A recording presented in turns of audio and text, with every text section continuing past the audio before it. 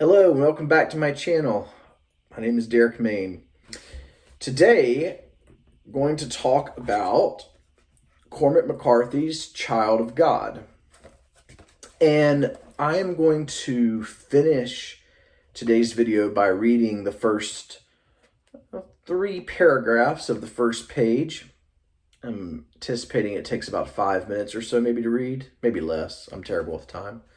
But as I get to the end and I say, hey, I'm going to read this, if you're not interested in that part, then that gives you an out.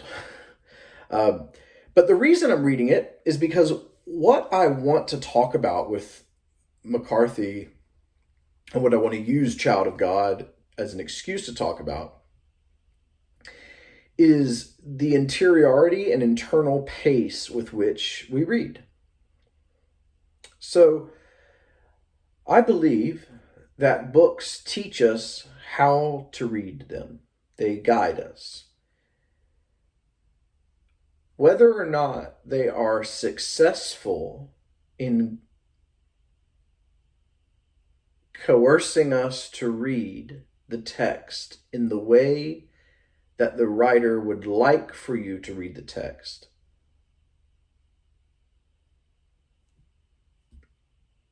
is one of the most important parts, I think, of the technical and artistic skill for a great writer. There are many books that perhaps that book or that novel would be better if we read it at the pace the author intended, but the author is not quite adept enough at forcing that pace on us. And I think about this a lot. I think that for me, and I think for everyone, but I honestly don't know because I've never studied this stuff. I think completely in language. There's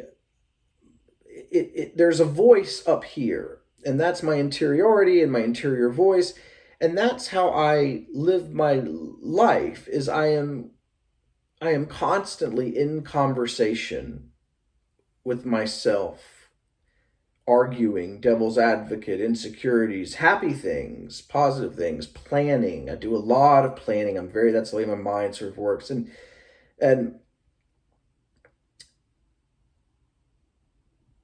one of the joys of literature to me has always been, and I've written about this, and I'm sure I've spoken about it,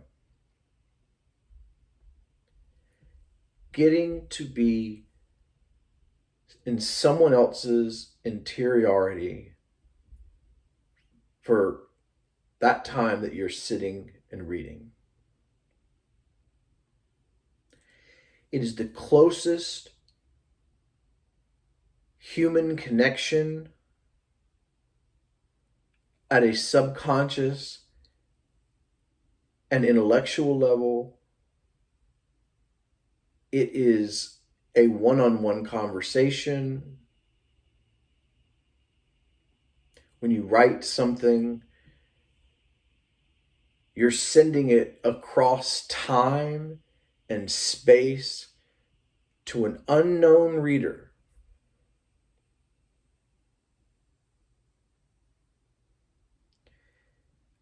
And I romanticize that greatly.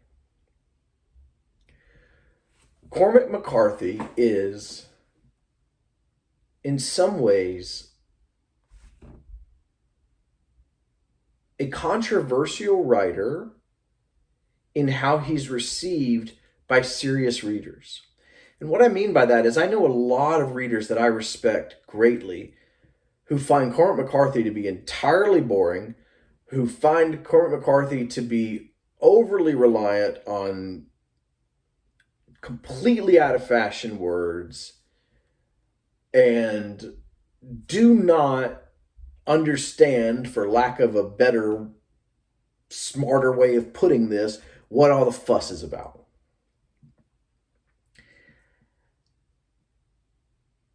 And for me, I think I just really tap in to Cormac McCarthy's pacing, and not just the pacing, but a next level where he coerces you into reading the text the way that he wants the text read. And I know I just put a lot of assumptions in that one sentence. But I just do these videos, right? I don't, I just said I like planning, and then I'm going to admit, as you all know, my lack of planning. But what I mean by that, I hope you gather, I hope you can sense what I'm getting at, which is that his artistic and technical skill to me is really in guiding you in how to read him. And in reading him, there are going to be some who their interior pacing, their narration as they read the words, and the way he wants you to are going to be so off track that it's not a pleasurable read, a pleasurable reading experience. And I think that is extremely understandable and valid. And I find that often. I find that with Pynchon. My mind is not comfortable feeling scrambled and paranoid and at the precipice of a panic attack, which is how I sometimes feel reading Pynchon. But I grew up in the South. I grew up in a place 3 hours from Knoxville, where a lot of Cormac McCarthy's, at least Tennessee books, and Child of God is one of these, they're in the eastern Tennessee mountains, take place. And there's something to the pace of the way his language unfurls that is extremely pleasing to me, very romantic to me, gorgeous, beautiful, and I read it the way that I would read poetry. So that's why I love it, while also really, really understanding that other side of it. Okay, so Child of God, I think this book is really interesting because I know there's a lot of readers who have wanted to read Cormac McCarthy and have been at that kind of like, where do I start? And you'll see a lot of videos on YouTube and stuff being like, where do I start? And that's the only time I really see City of God mentioned, because it's very short. It's 187 pages. The chapters, let's see if you can, are very short. You can see sometimes just a page, maybe 5 at the most. It's a very easy story to follow. And of course, he's got his language stuff in there, which is just going to turn people off, and that's totally understood. But I'm surprised more people don't take Child of God and read it as a way to sort of dip their toes into McCarthy. Now, I think people do that with The Road, which is also not an extremely long book or whatever. But here's the thing. The Road was written very near, I think we can safely say now, towards the end of his literary career as a writer. You're missing a lot of who writers are, what they're trying to do, and how well they accomplish that if you're starting in at the end of a long and illustrious career. So I'm just somewhat surprised it's not more mentioned in that. But there are some very good plot reasons that it should probably not be. Because Child of God is a grotesque, disturbing story. It's a simple story. Lester Ballard is a type of violence and depravity that is as bad as it gets. And you're going to get a lot of McCarthy's typical sort of themes when it comes to human nature in agreement with the natural world and all the brutality and desire that marriage encapsulates. Now, I've read Suttree is my favorite Cormac McCarthy. I think I reread it again this year, and I did a video where I read some sections. I mean, I just love it.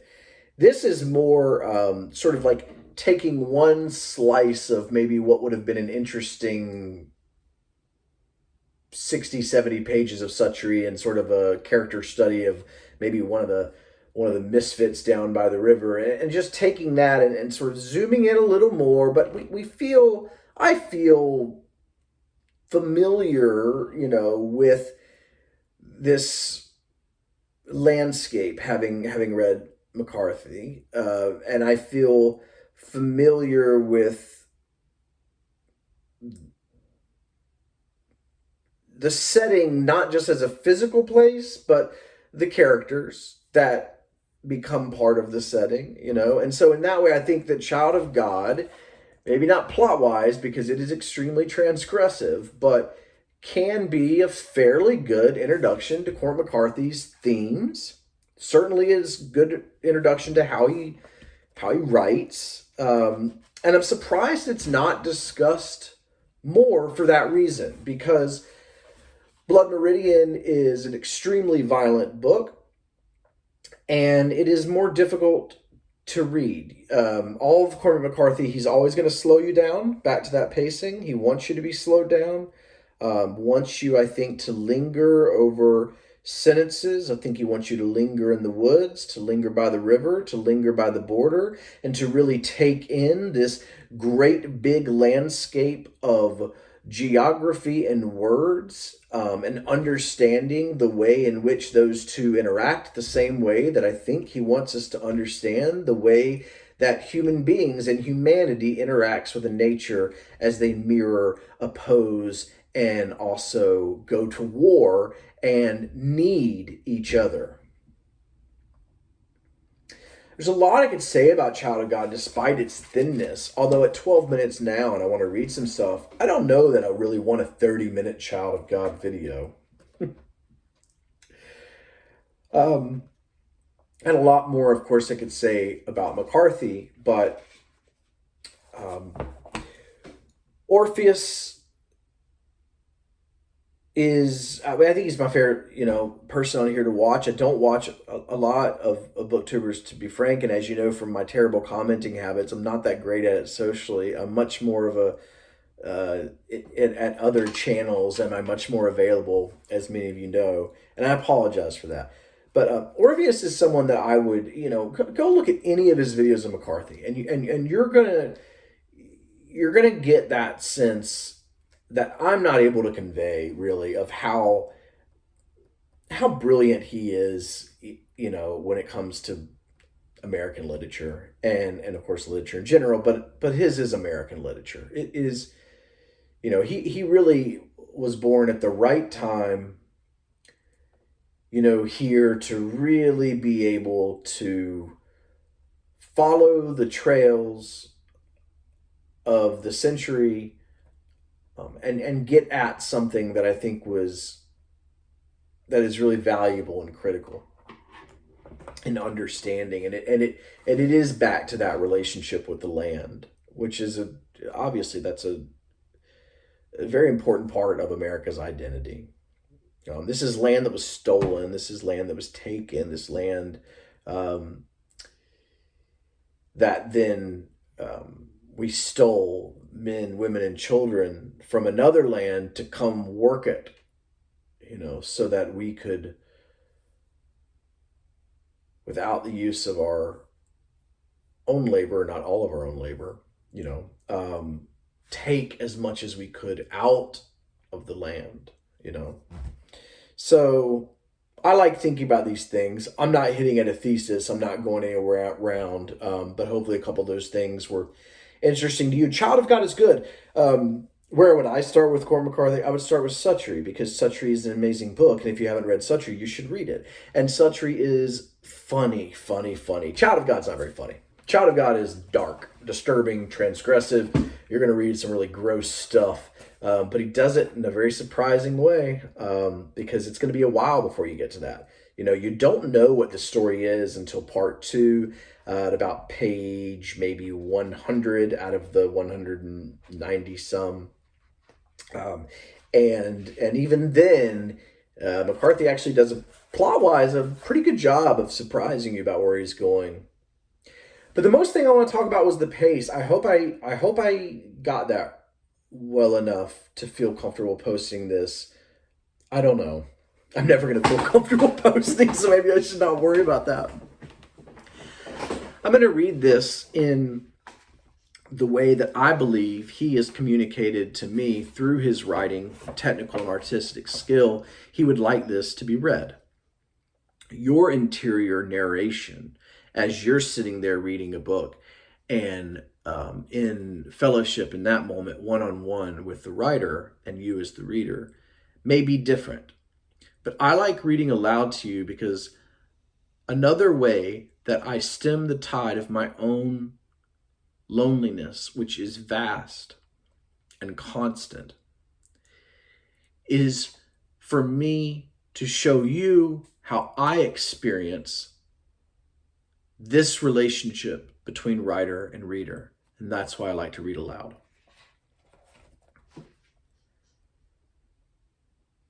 They came like a caravan of carnival folk up through the swales of broom straw and across the hill in the morning sun.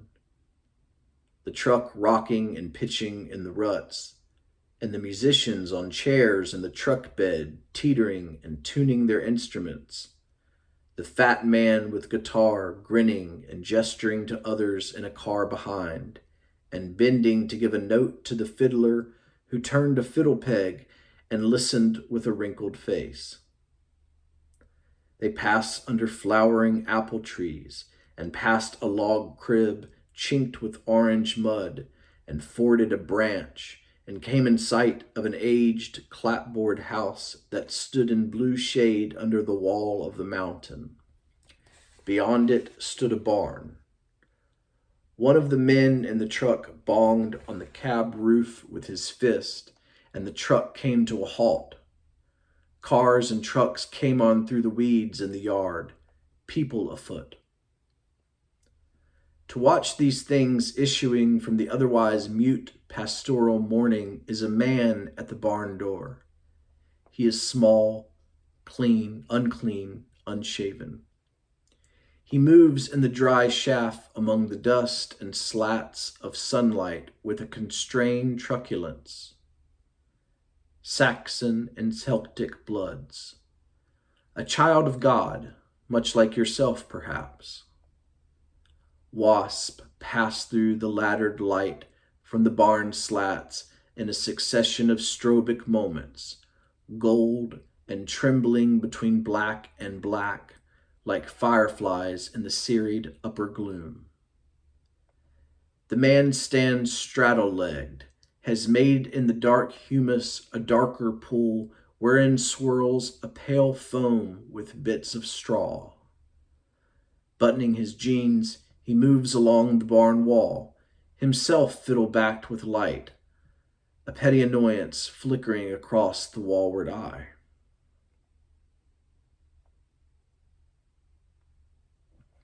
I missed a couple of those things that I wanted to hit right, but you see that slow pace? The camera is watching, this truck come up with the musicians, and then the camera's panning out to look at, who's watching these musicians, and they see past, there's a man, and we zoom in momentarily on the man. And he does this for such a long time. You start to wonder, where's the story? Where will we stop eventually and go more interior? or where will we stop eventually and an action is going to occur that we want to hone in on, that we want to watch, that we want the camera to focus in. And that pace, I think one of the reasons I really love it, it allows me to slow down as I'm reading it. And I start to create my own stories, the musicians, the man in the barn, and some we may come back to in the text, and some we may not. But I've helped create the world because of the way McCarthy uses his camera, where he points it. And he does a lot of this trick through not just incredible pacing, but writing it in such a way, and this is why those words are critical. Lots of made up compound words, lots of old Southern or Appalachian words, turn of the century words, which this is when this takes place, so it makes sense. Lost, forgotten, old words. He's using that so you stop. Don't stop and go get a stop, slow down, start the sentence again, and imagine that word. Imagine a time when that word might have been a common word. Imagine what word you may have used there. Imagine why that word might be used there. I really don't think it's a thesaurus's trick where it's just going in and plugging away. I think he's too skilled for that. I think there is a ton of intention that goes into those words. And part of it, I think, is to slow us down. So it's not just that his pace is so good, it's that he's so good at forcing us to read it at his pace. And that would be as if I could take you and pull you in here for an hour, for a day, for a time, so that it wouldn't be so lonely.